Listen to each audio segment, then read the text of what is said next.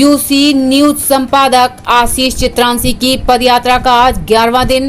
पदयात्रा के दौरान कस्बा रजदान पहुंचे चित्रांशी का पत्रकारों ने किया भव्य स्वागत। स्थानीय पत्रकारों का मिल रहा है भरपूर सहयोग। पत्रकारों पर हो रहे उत्पीड़न के खिलाफ निकाली जा रही है पदयात्रा। पत्रकारों को उनका हक दिलाकर रहेंगे। 26 जुलाई को शुरू हुई पैदल यात्रा गाजीपुर बॉर्डर से लखनऊ तक जाएगी पदयात्रा। बीपीएन न्यूज के लिए कानपुर देहात से शिवम गौतम की रिपोर्ट। बोलो, आपने पदयात्रा कहाँ से शुरू की और किस उद्देश्य को लेकर आपने शुरू की?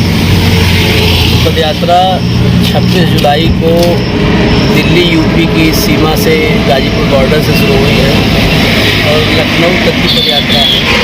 इसका मुख्य उद्देश्य है, इसमें 2 उद्देश्य है, लेकिन पहला उद्देश्य तो ये है कि पत्रकारिता के भीतर जो शुद्धिकरण की आवश्यकता है, जो पत्रकारिता अपने पद से भटक रही है, विमुख हो रही है, वो हम पत्रकारों की जिम्मेदारी है हम जगें, जागृत हो जाएं और जन सरोकारी पत्रकारिता करें। क्योंकि पत्रकारिता का जो मूल चरित्र है, मूल स्वभाव है, वह जन सरोकारी है।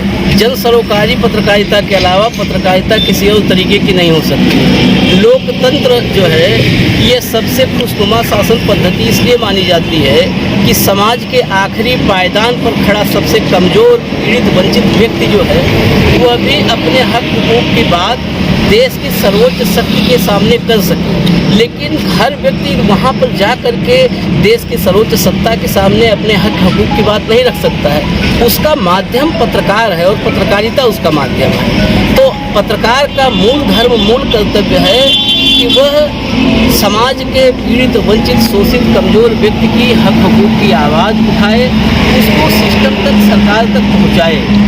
साथ ही सिस्टम में, समाज में जो खामियां हैं उन खामियों को उजागर करें और प्रशासन, शासन भी सकारात्मक प्रतिक्रिया इस पर देते हुए सुधार के तरफ जो है अग्रसर हो, उसके लिए प्रयास करें। लेकिन पत्रकारिता में एक बड़ा भटकाव का दौर चल रहा है, जिसके वजह से जो चंद पत्रकार हैं जो जन सरोकारी और सच्ची पत्रकारिता कर रहे हैं, वो पत्रकार और उनकी पत्रकारिता सिस्टम को, सरकार को, अधिकारियों को नागवार गुजरती है और उनका प्रत्यक्ष या अप्रत्यक्ष रूप से दमन, उत्पीड़न, डराना, धमकाना, उनके साथ ये किया जाना आम बात इस समय हो गई है। यह प्रदेश के सभी 75 जिलों से ऐसी खबरें मैं रोज़ देख रहा हूँ कि जो चंद पत्रकार सच्ची पत्रकारिता करने की कोशिश कर रहे हैं, उनकी जुबान बंद करने की कोशिश होती है, उनकी कलम को रोकने की कोशिश होती है। इसी के खिलाफ पत्रकारों को जगाने के लिए पदयात्रा है कि वो सभी पत्रकार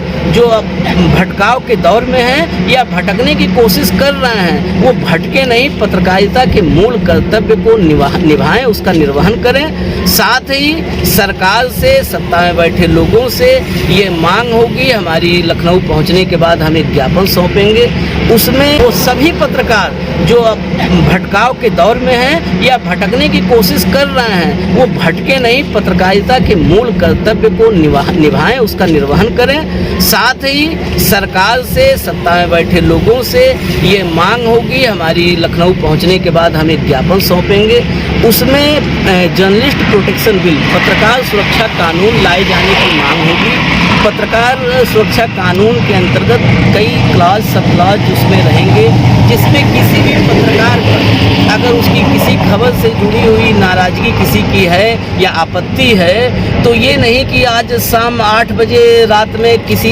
पत्रकार ने खबर लगाई और साहब को नागवार गुजरा तो तत्काल उस पर मुकदमा कायम कर दिया, डराया, धमकाया, थाने चौकी में बिठाया, ये नहीं चलेगा। आप अगर कोई आपको पत्रकार की किसी खबर से आपत्ति है तो एक प्रक्रियाबद्ध तरीके से आप आगे बढ़िए।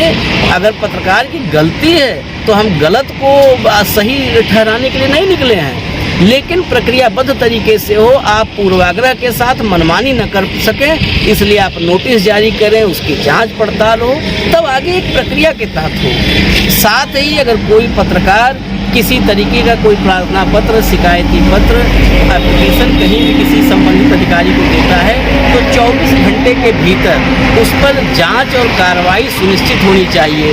क्योंकि अभी प्रतापगढ़ में एक मामला आया, देश के एक बड़े राष्ट्रीय चैनल में एक पत्रकार की हत्या हुई। उस मामले में सबसे गंभीर बात ये रही कि हत्या से करीब 30-35 घंटे पहले उस पत्रकार ने अपनी जान को खतरा बताते हुए एक प्रार्थना पत्र जो है जिले के कप्तान को सौंपा था, लेकिन वो प्रार्थना पत्र रद्दी की टोकरी में चला गया। अगर पुलिस प्रशासन ने, अधिकारियों ने उस प्रार्थना पत्र का संज्ञान लिया होता तो पत्रकार साथी हमारे बीच होता, क्योंकि ये आसानी से पता चल सकता था कि कौन लोग हैं जो उस पत्रकार के जान के दुश्मन बने हुए हैं, कौन उसकी हत्या करना चाहते हैं। लेकिन उस प्रार्थना पत्र में कार्रवाई नहीं हुई, आखिरकार उस पत्रकार की हत्या हो गई। इसीलिए जो है यह भी मांग है कि अगर कोई पत्रकार किसी तरीके की कोई शिकायती पत्र, प्रार्थना पत्र देता है तो 24 घंटे के भीतर जांच और कार्रवाई सुनिश्चित हो, अन्यथा संबंधित अधिकारी पर कठोर दंड का प्रावधान हो। इसके साथ ही इसमें पत्रकारों की सामाजिक सुरक्षा के लिए भी बात की जाएगी और अपने पत्रकारिता के कर्तव्य को निभाते हुए किसी पत्रकार के जानो माल का कोई नुकसान होता है तो उसको, उसके परिवार को आगे अच्छे भविष्य के लिए अच्छा जीवन जी सके। हालांकि है कि अगर कोई पत्रकार किसी तरीके की कोई शिकायती पत्र, प्रार्थना पत्र देता है तो 24 घंटे के भीतर जांच और कार्रवाई सुनिश्चित हो, अन्यथा संबंधित अधिकारी पर कठोर दंड का प्रावधान हो।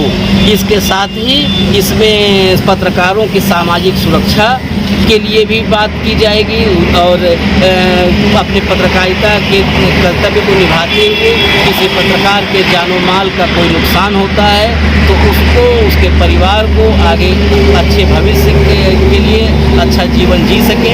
हालांकि किसी के जानो माल की भरपाई किसी मुआवजे से नहीं हो सकती है, लेकिन फिर भी अपना कर्तव्य निभाते हुए अगर किसी पत्रकार के जानो माल का नुकसान होता है तो कम से कम उसके परिवार आगे कुछ अच्छे परवरिश, अच्छे भविष्य के लिए उसको उचित जो है मदद मुहैया करवाई जाए। इसके लिए भी होगा एक उसमें क्लॉज। साथ ही पत्रकारों के लिए एक कोष गठित किया जाए, यह भी मांग होगी। ये सारी मांगें ड्राफ्टिंग हो रही है, ड्राफ्टिंग 2 दिन के भीतर आप लोगों के सामने आ जाएगी और इसी ड्राफ्ट को ज्ञापन के रूप में देश के राष्ट्रपति, प्रधानमंत्री, गृह मंत्री के अलावा उत्तर प्रदेश की राज्यपाल, मुख्यमंत्री और सभी विपक्षी दल के नेताओं को दिया जाएगा, ताकि इसमें पता चल सके कि राजनीतिक रूप से विपक्ष और सत्ता पक्ष दोनों में बैठे लोग कितना इस पर एकमत हो पाते हैं कि देश में पत्रकारिता को सच्चे स्वरूप से, ईमानदारी से और जनसरोकारी पत्रकारिता को कितना जीवित रखना चाहते हैं राजनीतिक लोग। इसमें सबकी परीक्षा होगी। एक सूझ से अगर राजनीतिक दल इसके पक्ष में खड़े होते हैं तो बड़ी स्वागत योग्य बात है।